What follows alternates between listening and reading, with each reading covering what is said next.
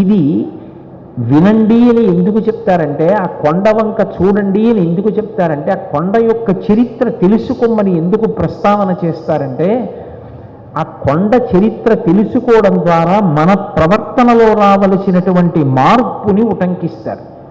మనిషి ప్రయత్నపూర్వకంగా మొట్టమొదట ఏది నేర్చుకోవాలి అంటే, ఇతరులు సుఖపడుతుంటే తాను కూడా సంతోషించడం నేర్చుకోవాలి.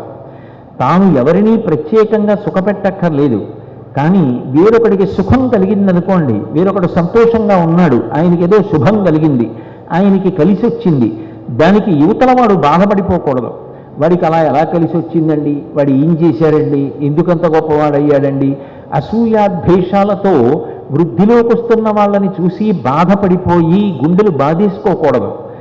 మొట్టమొదట నేర్చుకోవలసిన లక్షణం ఏమిటంటే, ఇంకొకడు సంతోషంగా ఉన్నాడు, ఇంకొకడు సుఖంగా ఉన్నాడు అంటే నువ్వు కూడా సంతోషాన్ని పొందగలగాలి.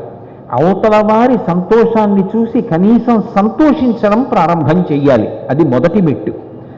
రెండవ మెట్టు ఎక్కినప్పుడు అవతల వారి యొక్క దుఃఖం